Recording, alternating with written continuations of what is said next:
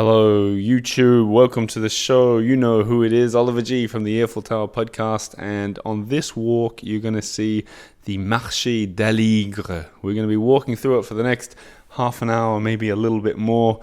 And it's very fitting because that's what I'm going to talk about in a second. But first, this audio you're about to be hearing is from the countdown season of the Earful Tower podcast. That's where me and Lina, my wife, visited each of the arrondissements for 24 hours. We're resharing that here on YouTube now with new videos and just to get a closer look at the arrondissements, have a nice slow TV kind of walk through them. And the whole season is sponsored by LivTours. I asked them for their top recommendation of the 12th arrondissement, and surprise, surprise, they said the market that you're seeing right now. Here's their quote. The 12th arrondissement is the lungs of Paris. This uniquely shaped quartier also involves massive amounts of green spaces. But the thing you won't want to miss is the market. The Beauvau market and the Marché d'Aligre, which is open 6 days a week and includes antiques and books as well as fresh fruit and vegetables. Once you've worked up an appetite exploring the market, pop on over to the nearby Marais, and these fresh market goods will be transformed into delectable French goodies. We recommend you set aside time to eat your way through Le Marais, and if you would like a guide to enrich the experience, we've got you covered. So LivTours, the tour company, semi-private tours, private tours, they will take you through the Marais, which is essentially right on the border of this market that we're looking through now. Check them out. Do a tour. The link is in the description below. Now let's switch over to the podcast episode of the Earful Tower, starting with a little music from Press Maxim. Enjoy this walk through these lovely markets of the 12th arrondissement. Here we go.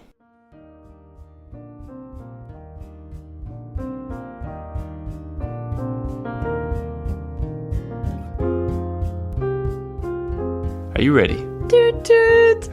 Oh, funny that you did a train noise. Yeah. Because I thought it fitting. You know what we could do? We'll give everyone at home a little game. As part of our 24 hours in the 12th arrondissement, we ate in one of the most famous restaurants in France. Yeah. It must be, right? Yeah, but I'm not going to tell you the name of that. I think a lot of people would be going, I know it. Instead, I'm going to give you a clue. Because this week's song, our theme music from Press Maxim, is a nod to the name of this restaurant. Ooh, and also my little hint is a hint. It's a double hint. It's a double hint. Let's hear what Press sent in this week.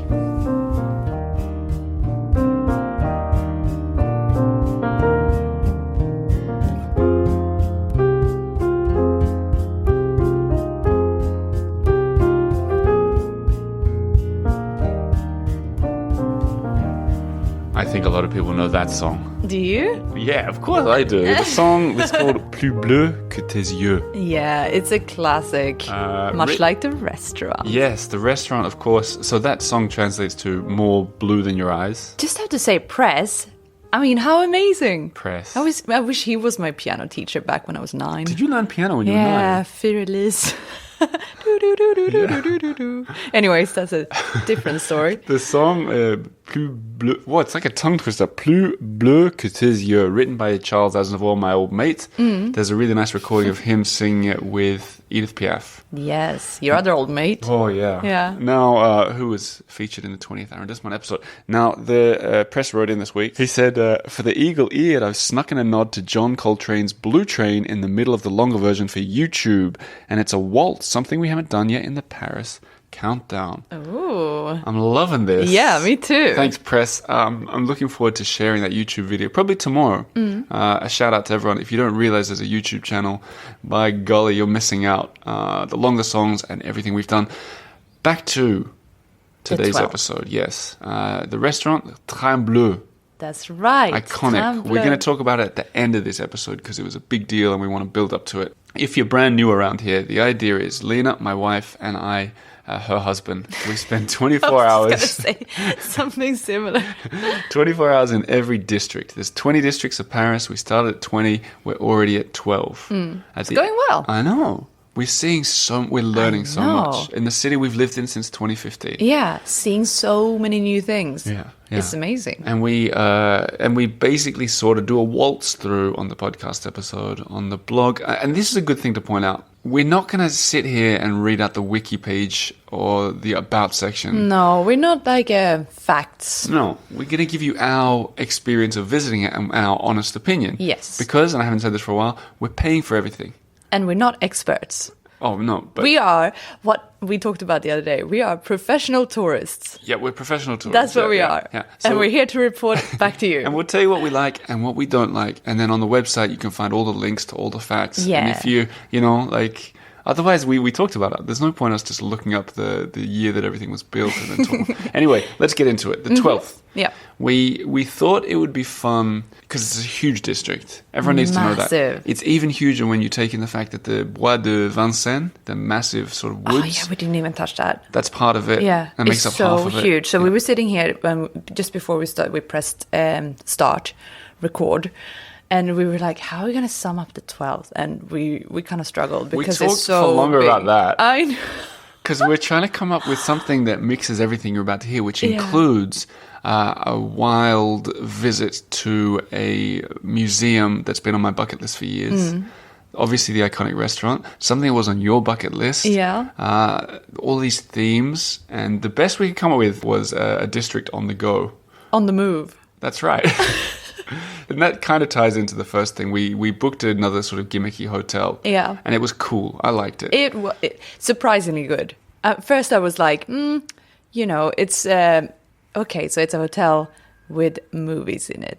Well, the theme, it's called the Mk2 Hotel Paradiso, or in French they call it Mk2. And it's right next to a cinema. The idea is it's a hotel where every room is a cinema. Yeah, it's a cinema-themed hotel. Gimmick, I love it. Yeah. I love a gimmick. And it worked out really well. You know what's really clever about it, and what's clever about all these sort of gimmicky hotel-themed hotels, is when we walked into this room, it was quite a small room, to be fair.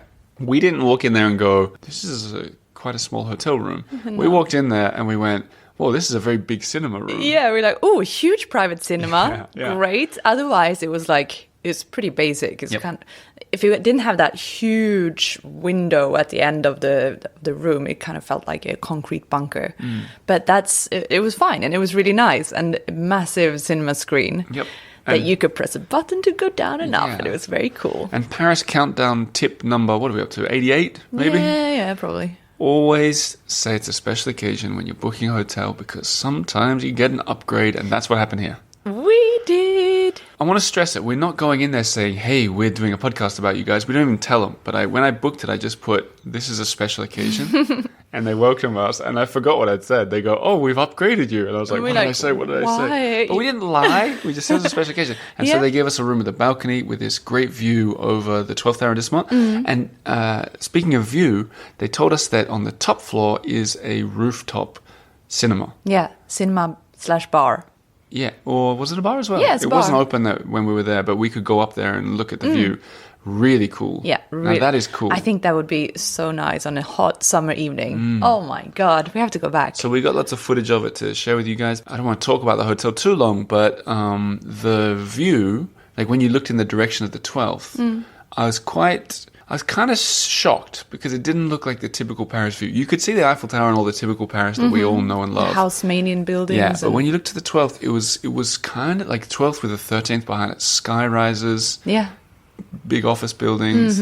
Not the kind of Paris that you expect. And just to the left of it was Nation, this sort of beautiful park space. Yeah, that's right. Very different look at Paris, but very beautiful. Yeah. And then really nice, I like the way they did the theme in the hotel too. So you walk up, there's movie posters on the wall, there's like DVDs everywhere. Yeah, the elevator, it's got the walls to be made like movie. What do you call these velvet curtains that come, that kind of get drawn before the movie? Yeah. So a lot of touches like that. No real common areas. No. Like no big lobby at all, like one tiny sofa, but... Really nice. I really liked it. Definitely recommend it. And if you're coming when you know it's going to be bad weather or it's middle of winter and you like cozying up and watching, they have all the channels basically. All the movies are free. Yeah. Then that's your place. So good. That was a ringing endorsement for this 24-hour room service. Yeah. So, and we had breakfast in bed and watched Seinfeld. Seinfeld, what are we like? I know. Do we from the 90s or something? Okay, so then we went on this great exploration of the neighborhood. We're going to pick out the main things that we did to tell you. That night, we went out to something on your bucket list, the Baron Rouge, the Baron Rouge. And it wasn't even this year's bucket list. No, I know. I'm so bad with my bucket list. I think you're the worst. It could be 2 years ago. Yeah. Maybe 1 year ago. Anyways, it was lovely. It was really nice. nice. It's a wine bar right next to the Aligre markets, which were closed when we were there, but we've talked about it before on the show. Lots of natural wines. Friendly staff. Like, really nice guy that was there. Yeah. We ordered a little radish dish. Because, like a starter. Because there's a minimum to pay with the card, right? Yeah. And it was 15. And we got 2 glasses of natural wine or whatever. And then there was radishes for €5. I was like, radishes for €5? Okay. Yeah, all right. Sure. Let's and try they'd it. sliced these radishes extremely thin. Yeah. So they were circular. And they're massive radishes. Yeah, it's like not these tiny little red and white ones that you usually get. Size of an orange, probably. Yeah. And they cut it, shaved it into a circle. And they put all, they served it with, salt and bread. And the guy came over, we talked about radishes for 10 minutes. I know. I had no idea you had such an interest in radishes. Love radishes. Until then. So that place is cool for a glass of wine and maybe, kind of stand-up vibe, stand around old wood barrels. Like very neighborhood. Yeah, that sort of. It did feel like that. Sort of thing. You loved the 12th when we were there. I really did. I was like, we're moving. Yeah. You know how you love the 14th? Yeah. I'm moving to as well. I think you were smitten. I hadn't seen you like that on this whole thing so far. I really liked it. But the thing is, for everyone at home, if you're trying to imagine this, it's in the east of Paris and it's enormous. It's enormous because it stretches all the way out to the woods. Periphery. Yeah, and all the way into the river and the canal. So there really are a lot of neighborhoods. It's hard to define it. Yeah. You know why else it's on the move or on the go, whatever you said? Because you have to be on the go. All the time. Because it's big. Yeah, you can't get anywhere. That's true. So after that I said, Lina, what do you fancy doing more than anything? And she said, I want to see bartenders in their underwear. I did not. Oh, no. Objection. There's a bar called the Calbar that Forrest Collins recommended. Once again. She's such a cocktail queen. Yeah. She recommended it years ago on the show. We've always wanted to check it out. And we happened to find the guy that runs it. You know, I dropped Forrest's name when I was in there. Oh, really? I think he said, how did you find out about this place? I said it. He goes, she was here not that long. He knew her. Of course. Yeah. Of course. Yeah. And it was cool. I was like, why are you wearing your undies? He goes, when we made it, we had this idea like Calbar, apparently. So it's got the word bar in it already. But Calbar is a French slang for like underwear, like men's underwear, which is like caleçon. Is that Swedish? Calzone is Swedish, but calzone. So Calbar, you can say, he's in his Calbars, and they were just like, there's a gimmick, let's go with it. And I was like, well, you got me, because gimmicks is the way that I travel, apparently. But they took it seriously. The cocktails were... This is a thing I'm noticing more in Paris as we're doing this season. Some bars and cocktail bars, they don't care. They just sort of pre-mix things and serve it too. And then others take it really seriously. And the difference... I never used to care about cocktails, But it's like coffee. The difference is huge. You don't get this sugary, just whatever. Nonsense. Yeah. Yeah. I was going to say nonsense, but I don't want to insult anyone. Hey, that's what we're here. We're here to tell the truth. I'm going to call them out. The Montparnasse Tower. The sugary nonsense. Disgusting nonsense. But Calbar, they did it really well. Yeah, and I have to say, you might get an idea when you say the waiters were in their underwear. It's not gross at all. It's done really well, and it feels more like it's like they're wearing beach shorts. Yeah. I wonder if any women work there. Yeah, I wonder. Yeah, but they were wearing those sort of beach shorts underwear and a shirt and a little bow tie. Yeah, it was it's fun. Email of the week came in. It was actually an Instagram comment. It said, I wish these podcasts were longer. Oh. You're not getting it. We're keeping it this... We're going to jump on folks, thanks for joining. But thanks for all the lovely comments everyone's sending in. But moving on. Yeah. We were like dinner, because we knew we were going to the Train Bleu, the restaurant, the next day, and that would be huge and a big deal. Nice and fancy and ritzy. Yeah. And we really like contrasts in this show, don't we? So for dinner...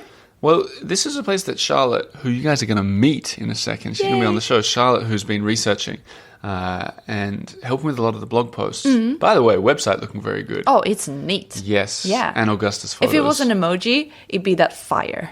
Really? Yeah. I think it'd be the little guy with the bow tie. Oh, really? Yeah. Or Calbar, at least. So Charlotte found this place called Ground Control, and I was a bit skeptical because she often finds loads of places. And she narrows it down to the best. Mm-hmm. And we can skip, because we're so busy with this. It's very all-consuming. Yeah. And we have to sort of look at pictures. She puts pictures and sort of tips. And I looked at this place, and I didn't really get it. It was hard to define this place a little bit. But we're going to try, because we went, and it was great. Yeah. So, well, much like the 12th, it's very big. Vast. Yes. But when you were approaching it, you would never know. You go up and it looks like an old, small train entrance. It's just a door with a security guard outside. And I was kind of expecting it to be like a nightclub or something. Yeah, it kind of looks like a nightclub with neon lights. Walk in. Outside. Go up some steps, and it's... Apparently it used to be a train station or where they stored the trains or something. Yeah, it's right. enormous. Yeah, I can but see you that. go in, and they've got... It's like a... what do you call it? Food court. Yeah. Inside and outside. Yeah. With what there must be, I would say, at least 50 restaurants. Yeah, it's 5 bars, 10 shops, a games room. Exactly, like a reading room. Yeah. It was a bit of everything. So it was like... There were buses turned into restaurants. Yeah. But like cheap. Food trucks. Like not it wasn't fancy. Like you wouldn't get waiters. It's like a food court. You get the food, you go sit down, they ring the bell and you like come up. like a play... I was going to say PlayStation, but like a play area too. You know, it's just games. Yeah. And it's fun, very accessible, good quality food, good quality I'm surprised we hadn't heard about this place before. I know, I have heard about it, but I never really realized what it was. I thought it was like maybe more of a bar or I don't know. I didn't really get it. It used to be called something else. It's only open fairly. I think I got it written. I looked it up. I think it only opened within the last 10, 15 years or something. Yeah. And I think it used to be called something else. So if you think you know what we're talking about, but it wasn't called Ground Control, you may have visited. You may be right. But one thing I did notice is it felt to me a lot of the people there were younger. Yeah. There were definitely some older people, but this was a really clear case of a younger crowd. Mm-hmm. For sure. Like, so if... I feel like giving this tip, knowing that there are people of all ages listening, like I don't feel like I saw many people under 35 there. No. And if you're 65 and you're thinking it sounds cool, you could definitely go. Definitely go. Oh, for sure.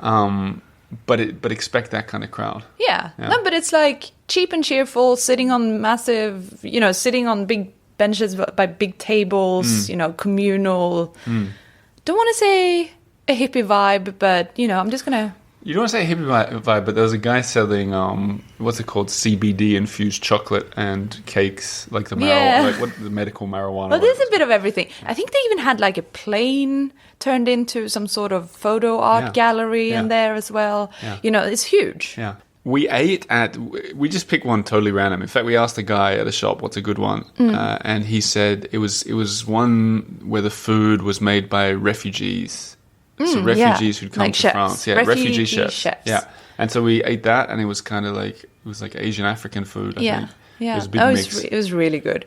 I was just thinking, what I could liken this to? Just if anything. I love that people driving around the world will think that a French police car just went past it. Yeah. We're leaving it in. Yeah, okay, sure. Camden Market in London. Yeah. So if you know what I'm talking about, Camden Market is this big. Well, that's more of an outdoor space, but it's also got indoor spaces, and of course that's bigger. But it's got that sort of. It's like Camden Market that hasn't been ruined by mass tourism yet. Yet, and you know what it reminded me of in Lisbon. We went to a big outdoor sort of food court. Do you remember that? And there was lots of shops and galleries, and there was a bar that we had to go up all these steps. And we saw out over the ocean. No, I don't remember that at all. Okay. What? We do so much, I don't remember it all. We had to go like quite a way out to get to it. Uh-huh. And I think we took an Uber for like 20 minutes. Yeah, that place was cool. Yes, Can't remember what it's called. Okay. Someone write in if you remember. Sure. The next day was amazing. We started with a coffee. So we had breakfast in bed. Really good. Oh, gosh. So good. Weirdly, like way better than the one in the 12th on the boat. which was the worst hotel breakfast. So much better. Yeah, they had a bit of everything there. Then we went to the Train Bleu, but yes, to get there we took this beautiful walkway. It's called the Promenade plantée, also called the Coulée Verte, and it's essentially an elevated walkway. It used to be a train line that's been done up beautifully with green space. Yeah, it's green. It's really nice. Yep. So if you've been to New York, you know that there is it called the High Line? High Line, yeah. It's like that, but in Paris. Yeah. And on an old train line. And this one inspired the one in New York. How about that? Oh, yeah. So, gosh, we're jumping around today. Hope everyone can keep up. This is an on the go, on the move episode. Yeah. For an on the go. Do we decide which one? I don't know. What do you guys think? Hurry, because I need it as the title for the podcast episode you're listening to. Uh-oh.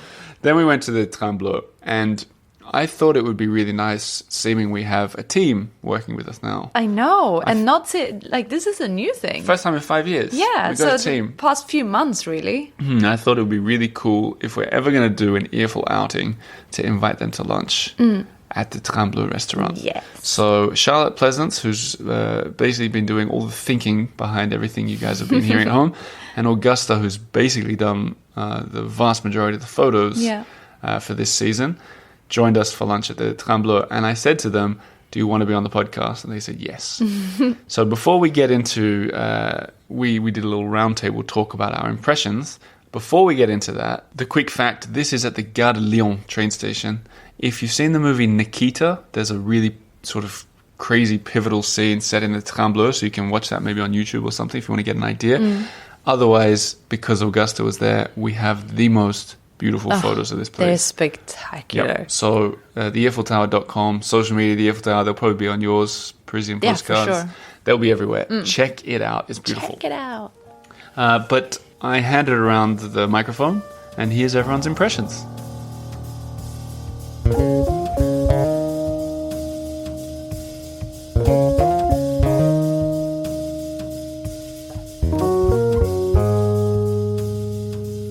Hi everyone, my name is Augusta. I'm the photographer. I've been taking photos recently for recent Earful Tower posts. I just finished up a filet mignon that was divine. It had all this onions and little mushrooms. It was really tasty, paired it with a red wine. Started with a little salad. And my view the whole time has just been like this grand golden kind of royal view of these chandeliers. And it's been a very pleasant experience for a lunch, you know. If you were going to vacation, I think from here, you would be very full and excited for your journey. Charlotte, what do you make of this place? Divine. When I first arrived, my eyes had to take a moment to adjust because there are so many dazzling lights. Actually, I had to clean my glasses to make sure I was seeing properly, because it does sort of feel like you're in the Hall of Mirrors in Versailles. Did you like the food? Love the food. Yeah, it was actually very helpful. I've got an allergy to nuts, and I'd ordered a plate and I had to change it, and the thing that I changed it to was delicious asparagus with olives, which was unexpected but delicious. We started with this kind of like fishy lemony thing, which was also lovely. Having a great time. Lovely Lina. Hello, lovely Oliver. What do you make of this place? I loved it. I'm with Charlotte. I feel like I needed some eye drops to adjust to the golden glimmer, but it might be my hay fever kicking in. Delicious food. I had the lobster pasta, and it kind of made me yearn for the Mediterranean Sea and the little crayfish jumping around. Lobster pasta sounds good too. It was good. Sounds like a wrap. Lobster pasta. Oh yeah. What would you rhyme it with? No, I wouldn't. How about you? I got the. I'm guilty because I ordered the lamb just because it said that they'd come and carve it at the table. I wanted to see that. I didn't really feel like lamb. But it was good, and this place is exceptional. The interior, I've never seen such a sea. I've never eaten in such a restaurant, and I'm looking forward to going around and taking some pictures. But maybe dessert first? Did we order dessert? I can't even remember. We'll see what happens.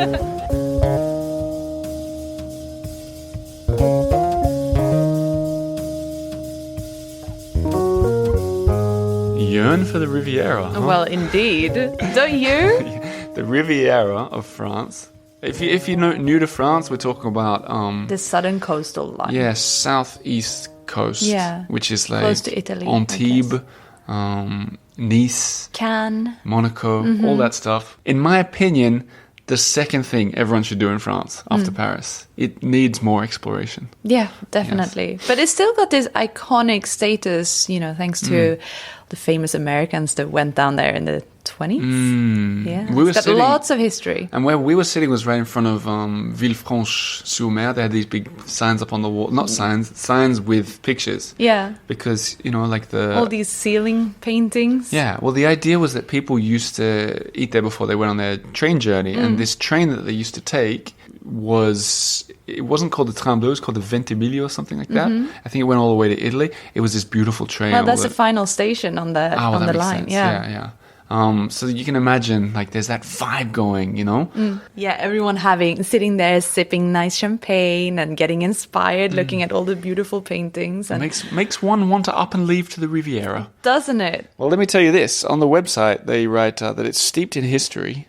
This establishment is filled with a distinctive and unique atmosphere where time and space fade away during an exceptional moment. Oh, wow. You know what's funny about that?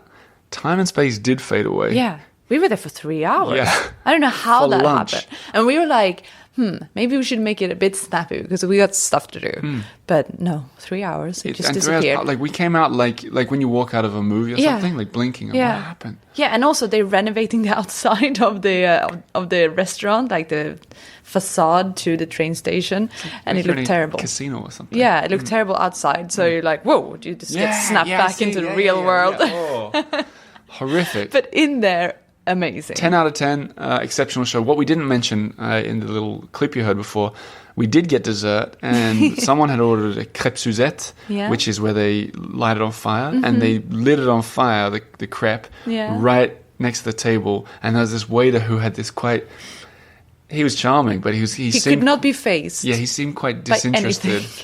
It was perfect. Yeah, and there's this picture, this whopping flame in front of him, and him just looking down like he's so blasé, signing a check or something. Yeah. Yep. It's amazing. Yeah, so those pictures, can't wait for you guys to see it, and really good on the YouTube video too. We got one more thing to talk about before we get into our scores. What might that be? Also from my bucket list for this year. So that Train Bleu was on my bucket list. Tick. And then it was the Musée des Arts Forains. Hard to pronounce, hard to visit, because we took the scooter. Oh, and we ended up on the periphery. The huge ring road around Paris where scooters are not allowed to go. Yeah, and we shrieked. Yeah. And managed to find a way off. Peripher shriek, it should be called. We took a right turn when we should have took a left. I know, it was terrible. I'm not very good at map reading. No. Well, I don't know what went wrong. No. But really, it made us late. But this museum, they're quite cagey about what they have in there. Very cagey. And it's not accessible, at all. You have to book a time. You can't just rock up there and just go in whenever you want. Yeah, because it's guided visits. And I read that the guided visits are in French, but they kind of make it compatible for non-French speakers. Yeah. I was like, what does that mean? Yeah. And then, because they have very few pictures, you can't get a sense. With the Louvre, there's going to be 1 billion people in there. Yeah, here, and you're going to be you don't really get around. what it is. No. Because I thought, even the name, this Art Forain, I thought it was international art. Oh, I had no idea. Yeah, I just didn't know what it was. Well, I think the title in English is I think it's the Fairground Museum. Well, that says it a little bit more. The idea of this place, just, we better get it right. It was created by a guy, Jean-Paul Favron. He was an actor and antiques dealer, had a private collection of amusement parks and restored attractions, carousels, that kind of stuff. Put it in this enormous event space, opened it up in 1996. There you go. They're the facts. Yeah. It's enormous. Huge. Warehouse, I couldn't huge. believe how big it was. Yeah. And it's 8 different enormous rooms with 150-year-old carousels. Have you seen Midnight in Paris? You know the scene where Owen Wilson is dancing around? I think he jumps. Yeah, and it's carousels around and everything. Yeah, that's there. And he's meeting Fitzgerald. That's right. Yeah, another Riviera connection. That's right. Yeah, he was down in Juan Lepin. Yeah, it was astonishing. This place. I'm amazed more people would, and I was amazed how full it was too for an attraction that's somewhat unknown. we were in a group of maybe 20. Yeah. And there was one every half an hour because we had to rebook our time, and we were like, it's not going to be full. Like no one, no one knows about this place, and it's so far out. But it really, wow, it's popular. The way that they do it in English as well is, it's kind of like when you go, like any tour. Like he was doing it all in French, blah, blah, blah, blah, blah, and then you go, these things, 1950, you see? It was made in 1950 because of the horse's hair, okay? Blah, blah, blah, blah, blah. Yeah, and you're like, okay. You're like, I get everything, yeah. But you know what I really liked about this museum? It's that you get into it, like you can play the games and you can ride the carousels, and it's really fun. And they're original, like they don't, that's they rare. didn't do like a replica. They were like, this is the original one from 18 whatever. Yeah. And we're going to ride it. There was one game, you could sit on things, ride, you could pedal, you could sit on the horses. There was one of those games where you roll the balls and it drops in the hole, and the horses, you'll see it all on the YouTube video. Yeah. But very well done. Very good space. And you can hire it. It occurred to me to do an Earful Tower event there one day. Oh, imagine. But I said, how much is this? And he wouldn't even tell me. He must have thought I was... it was out of my budget. Yeah, I don't know. But I was like, no, but how much? He goes, the top price for renting this? You don't want to know. I was like, what's the bottom price then? He's like, no, you got to send in an email. So... Maybe he didn't know. He just didn't know. But they have weddings with room for 4,000 people in one room. Like it really was incredible. Yeah. So top marks for that place. Yeah, I'd say so. The only downside is it's far away. Yeah.